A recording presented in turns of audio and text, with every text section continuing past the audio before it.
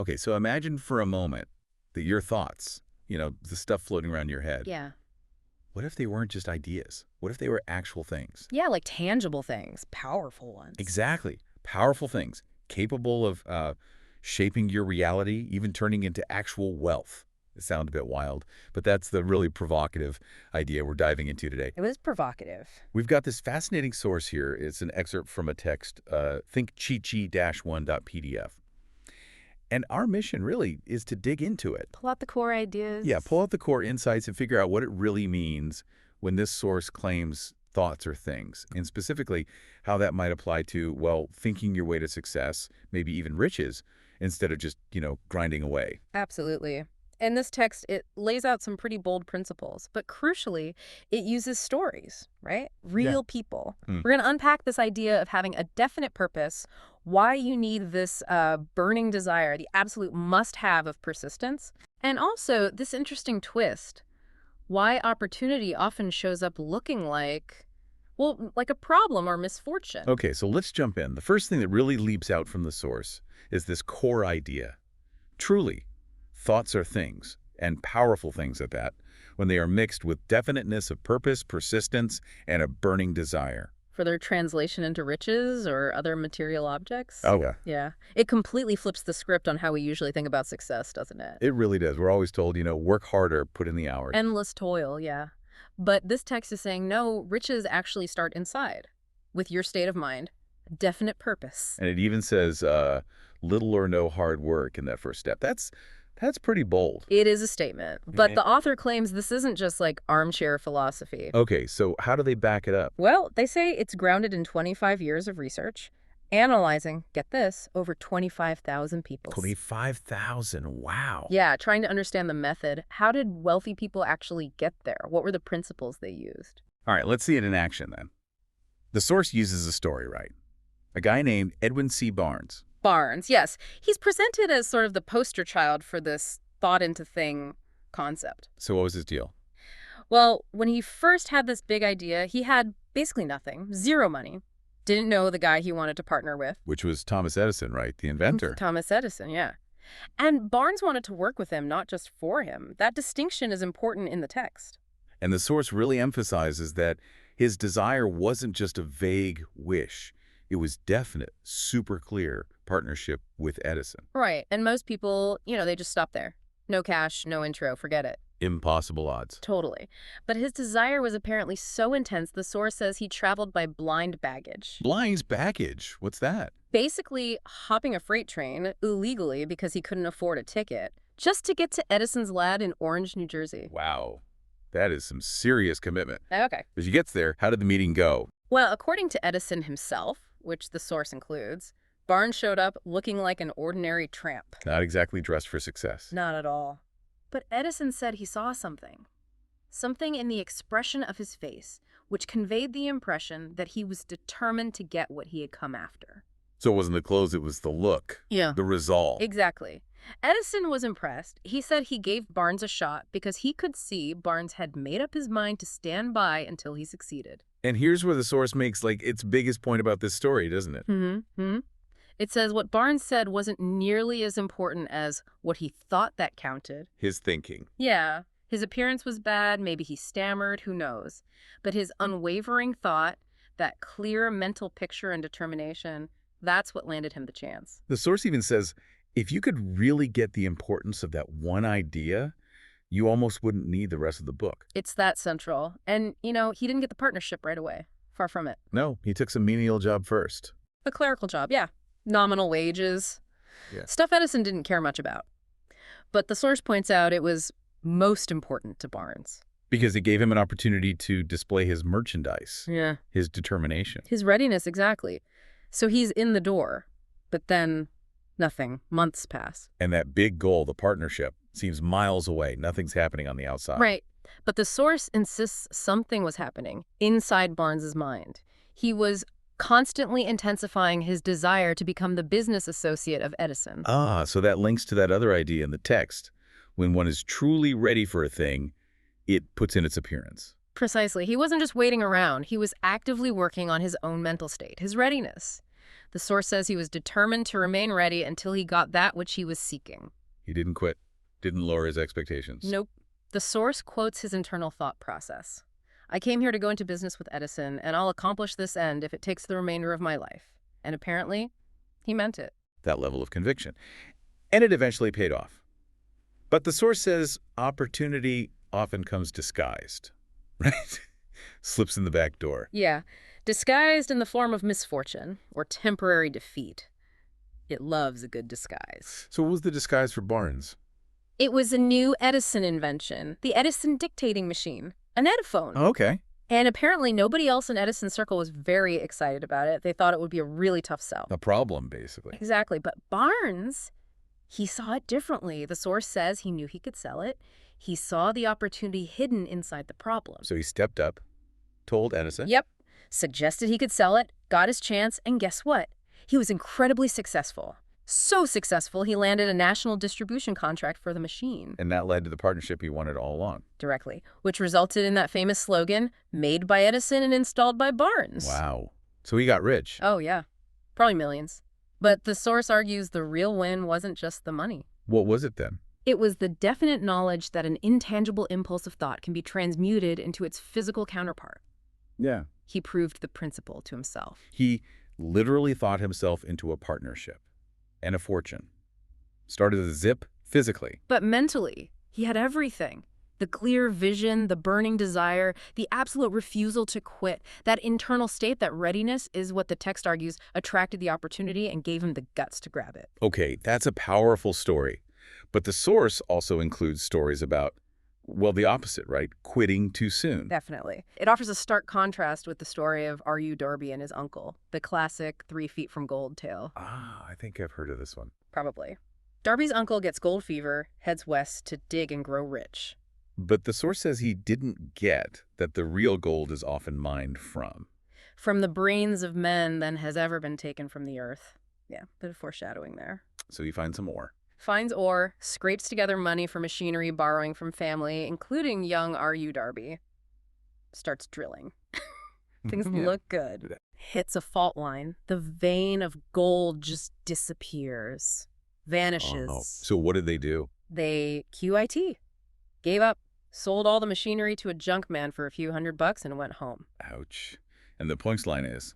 The junk man, he didn't just haul the stuff away. He hired a mining engineer. Oh. And the engineer tells him the vein is likely still there. They start drilling again and find it just 3 feet from where the Darby stopped. 3 feet? Are you kidding me? Nope. 3 feet from millions. The junk man made a fortune. That's brutal. Absolutely brutal. It was. Darby apparently spent years paying back the money he'd borrowed. But the source says he learned something incredibly valuable from that failure, right? Something he used later. Exactly. He didn't just lose, he learned. He later made back his losses many times over selling life insurance, and he directly credited the gold mine failure. Oh. He realized that desire, if you stick with it, can be turned into gold, just maybe not literally digging it. He used the memory to fuel his persistence. He told himself, I stopped 3 feet from gold, but I will never stop because men say no when I ask them to buy insurance. Wow. So he turned that failure into fuel. He turned quitability into stickability. And the source says this lesson was actually reinforced by something even earlier in his life. There was that.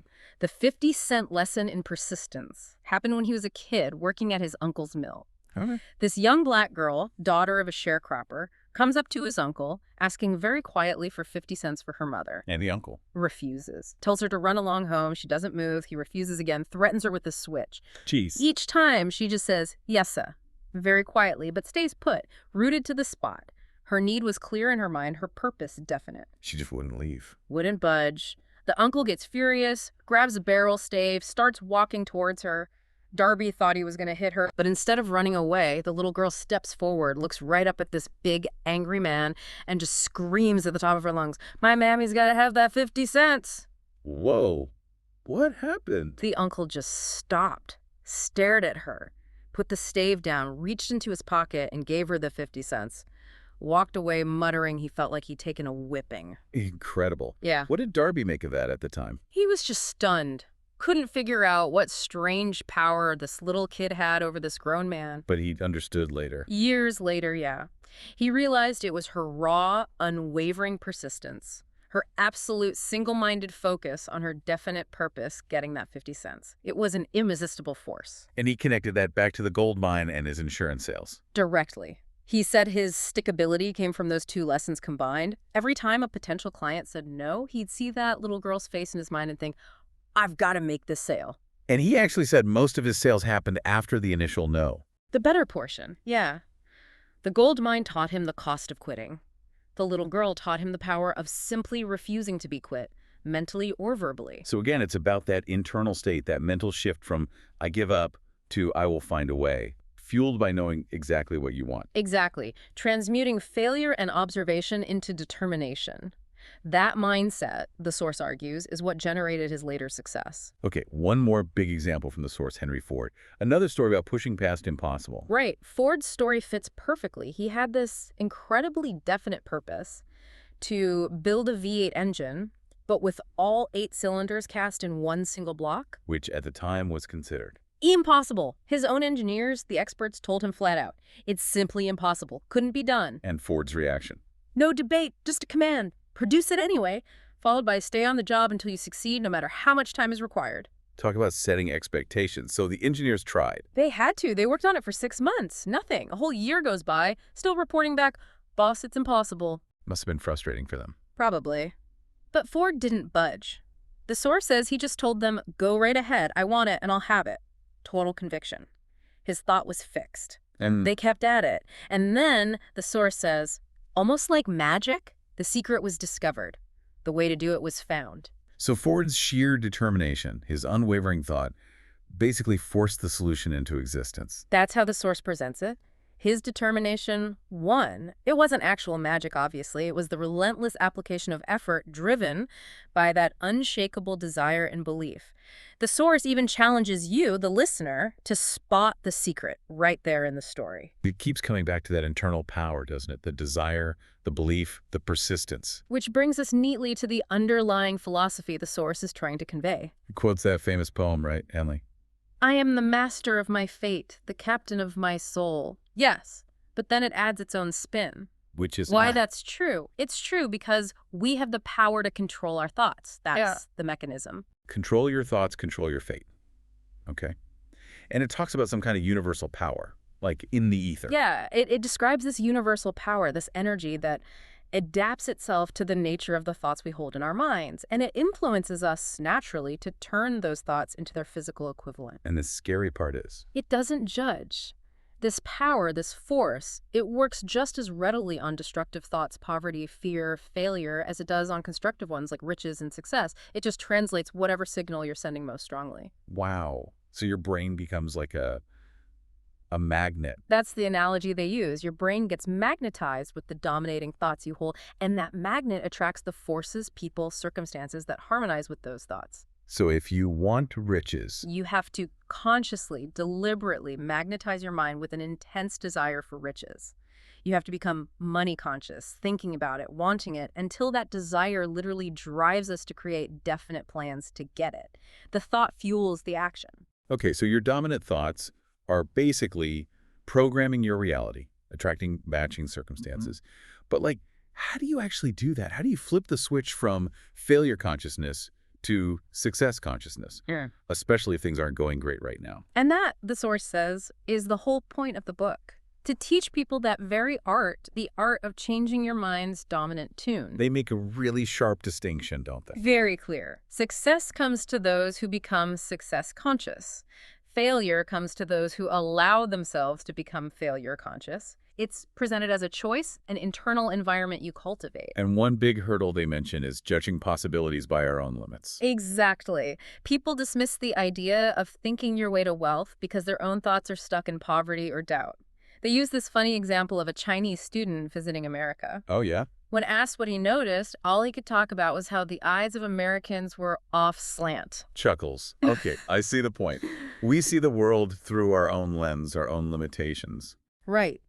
We refuse to believe what we don't understand or haven't experienced, and we assume our limits are everyone's limits. Our own eyes are off slant. The source even connects this thinking to overcoming the Great Depression, suggesting Roosevelt's influence was partly about shifting the national mindset from fear to faith, like flipping a switch from dark to light. It's a bold claim, but it fits their central theme. Thought influences reality, even on a massive scale, and they promise that if you master these principles, everything you touch will prosper. And they offer more proof, too, right? There's a letter included. A very compelling one, yeah.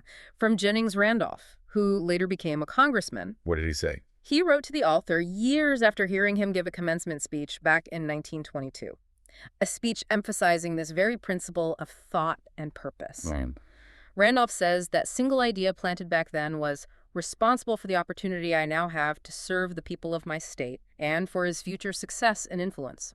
He directly credits that commencement address idea.